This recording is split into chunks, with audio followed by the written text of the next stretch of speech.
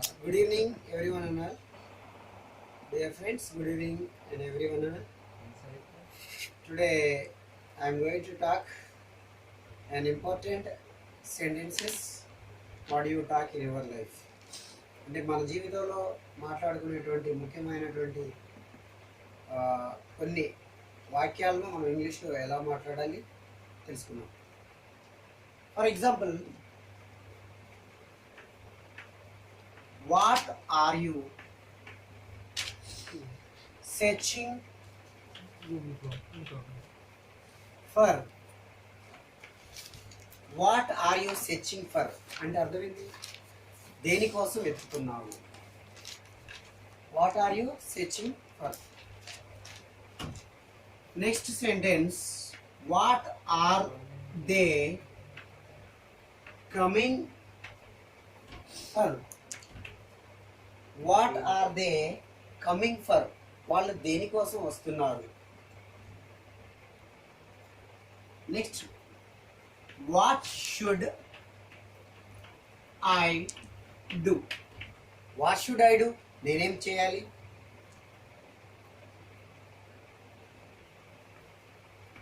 Whose pen is this? Whose pen is this? ఈ pen ఎవరిది?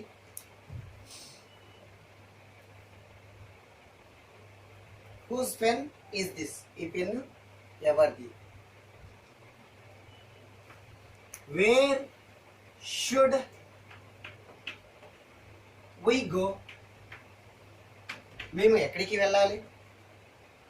Wear should we go? మేము ఎక్కడికి వెళ్ళాలి?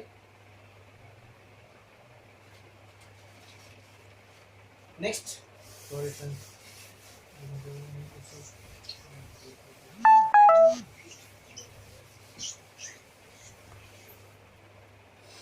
Next, do you eat chicken? Do you eat chicken? Do you eat chicken means నీకు chicken తినే అలవాటు ఉందా? Do does అనేవి అలవాట్ల గురించి తెలియజేస్తాం. డూ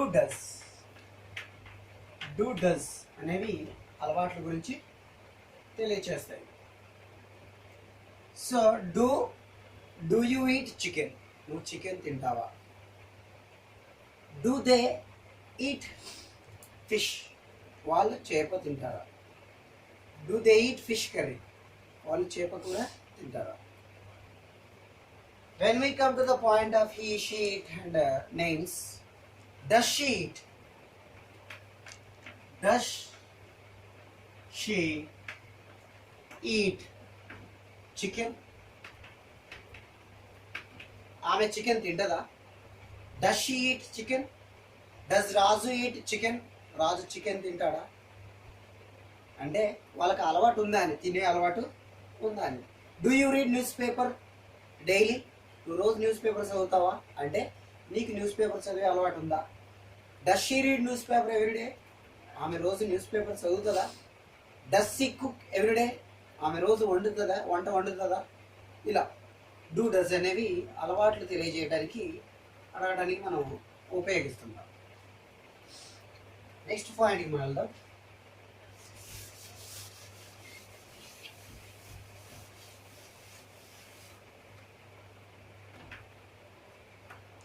Can you people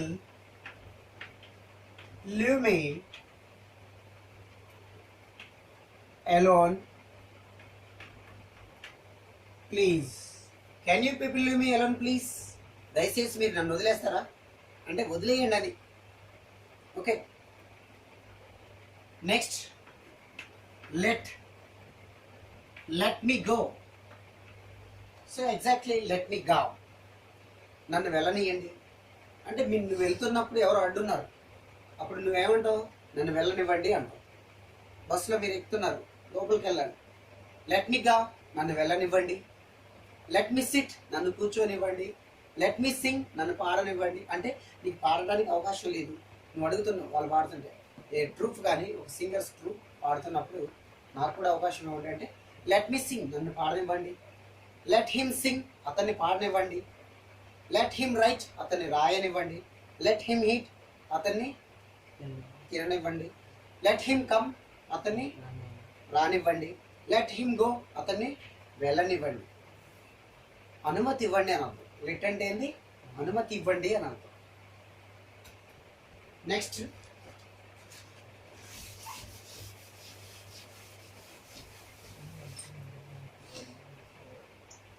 చేస్తున్నాను అనే పనులు.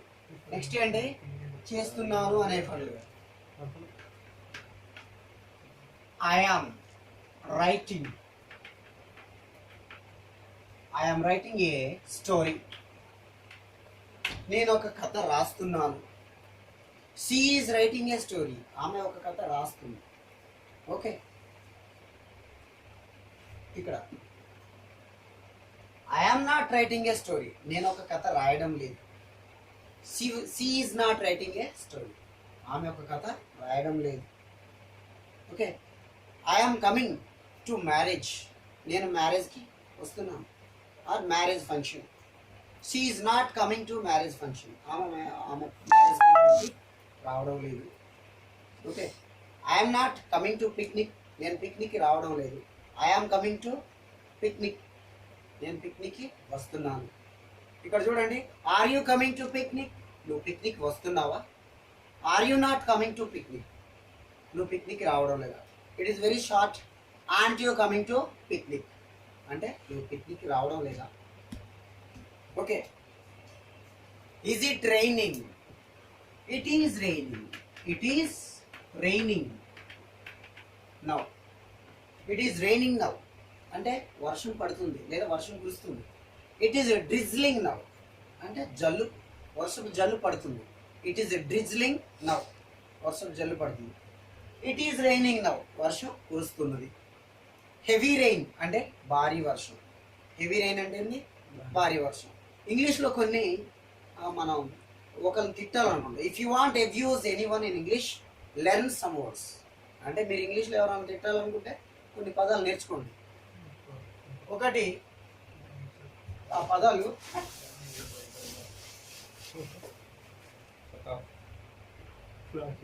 BANANA, బనానా అనేది మనకు తెలిసినటువంటి భాషలో అరటి పండు. కానీ ఇంగ్లీష్లో బనానా అంటే వెధవా అని అర్థం.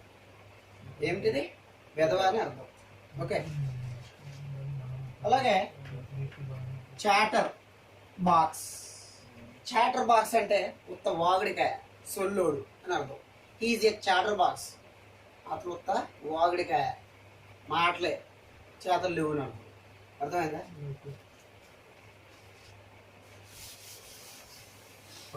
ఇక నెక్స్ట్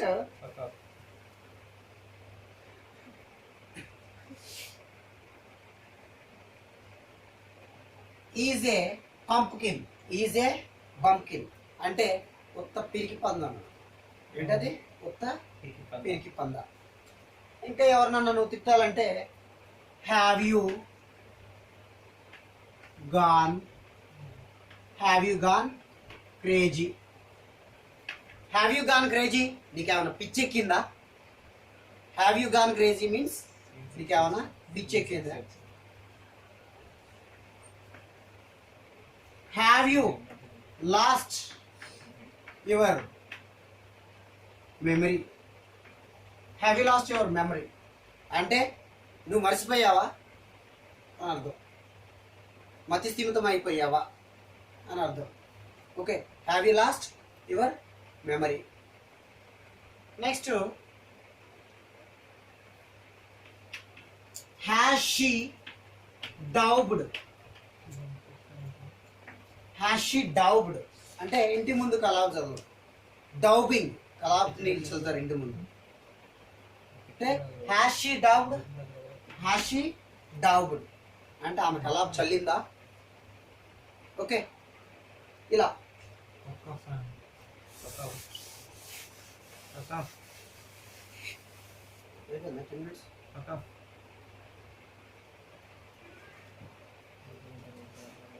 ఇక next,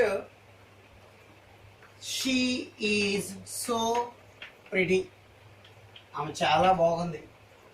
isn't she so pretty? ఆమె చాలా బాగోలేదా? బాగుంది కదూ అని అర్థం. ఓకే,